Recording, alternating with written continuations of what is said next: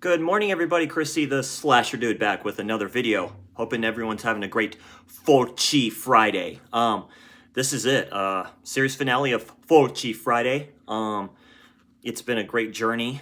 This is the last Fulci that I own, so I'll do future episodes of Fulci Friday. But this is basically the series finale because I've been going through mostly Fulci's film biography here, the films that he's done.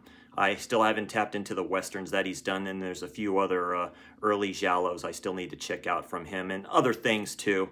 It's just been few and far between right now. Anyway, hoping everyone's having the great 1st of December and this Fulci Friday. Today we're going to be talking about The Psychic. That was released by Severin. Great release by Severin. Severin's been killing it secretly, by the way. I know they get a lot of shit and stuff like that too, but this is a great release. So good side loader here.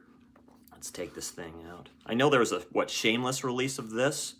So here's the original cover of it. Look at that. That just looks great. Great stuff there from Severin.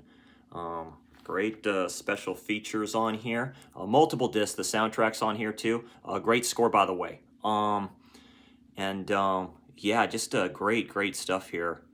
Great special features, what have you. Awesome stuff there. Also comes with a booklet here, of course. Written and narrated a good film essay by the great Stephen Thrower, my man. So very cool. Seeing him being a part of this, of course. He wrote that book on Fulci and his life and stuff like that. Rest in peace to my favorite all-time Italian director. So yeah, let's get into this film right here. The Psychic, 1977, also known as Seven Notes in Black, directed by Lucio Fulci, stars Jennifer O'Neill, the very beautiful Jennifer O'Neill, Gabriele Ferzetti. I think he's the one who played the priest. He is. One of these actors has played the priest in Don't Torture a Duckling, another awesome Fulci giallo. I highly suggest you all check that out if you have not yet. And Mark Purcell. So it stars Jennifer O'Neill as she's basically married. I don't know if she even had a job and stuff like that. The film starts out as her as a kid in Italy, I believe. And her mom's in England, so it shows both sides of that. And her mom basically commits suicide. She jumps off a cliff. It's very reminiscent of Don't Torture a Duckling. That was done before this film right here.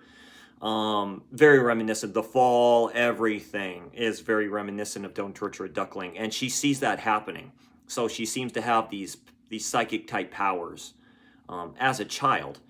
It fast forwards to when she, I think 19 years or something like that. She's all grown up, married to this very rich family and this very rich man.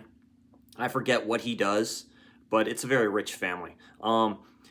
Shows him like taking off on this personal plane and all this stuff too. She's driving back. She seems to be claustrophobic. She goes into this tunnel and she sees this stuff happening.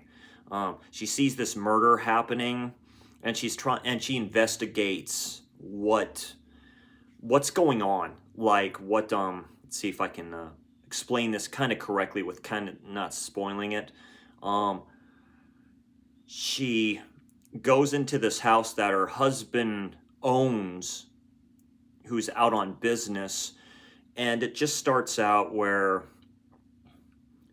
the caretaker's kind of explaining to her what's up with the house. It hasn't been used in like a long time. She senses something. She gets flashbacks, you can say, these psychic flashbacks of what happened here, supposedly. She digs open this part of the wall. There's a skeleton, a body in there, skeletal remains, basically. And then it just starts from there, where she's trying to track down what happened with this murder, who this person was, and all this other stuff, too. Gabrielle Ferzetti plays her psychologist, I believe, and helps her out because no one believes her that she has these psychic abilities. Her husband gets arrested for this, and then it's just a basically like detective story of her and him, her and a psychologist trying to track down who did this and what's really going on here. I like the twist at the end of this a lot. even though this isn't my favorite Fulci film, it's probably his best directed. Cinematography, everything. It's probably his best film that he's done, that he's directed, in my opinion.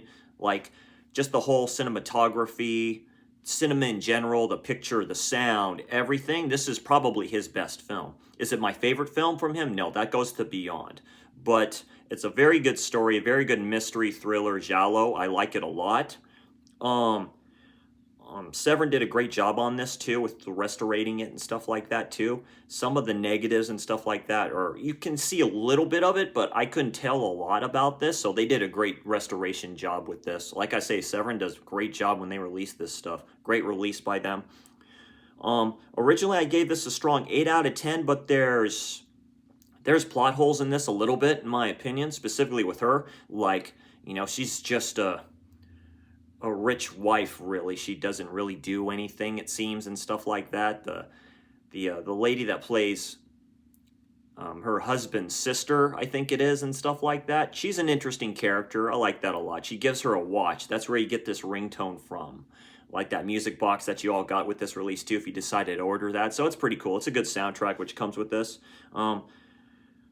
So yeah, the story and shooting was by Roberto Gianvitti, and then the usual character here that was with Fulci for quite a while, Dardano Sacchetti, and the classic cast of characters with the making of this film. Originally I gave this a strong 8 out of 10, but it brought it down a little bit, so I'll give it a good strong 7.5 out of 10. Definitely recommend it for a Fulci film. I like it a lot. It's too bad he didn't do more giallos and stuff like that. He did like Perversion Story I like a lot. I have not watched Woman in a Lizard's Skin just yet. I heard that's a really good giallo from him too. That's early stuff. It's too bad he just didn't do a lot of that, but of course he's known for his awesome gothic horror, in my opinion. But yeah, so a very good strong 7.5 out of 10 for The Psychic. And I haven't put up my review on Letterboxd just yet, and I'll do that later on today. Anyway, thank you all very much for watching this video. If you could slash the like, sleeping bag, kill the subscribed. I'm Chris C, the Slasher Dude. You all have a great Friday, a great Fulci Friday, and I will see you all on the next one. You awesome people, take care.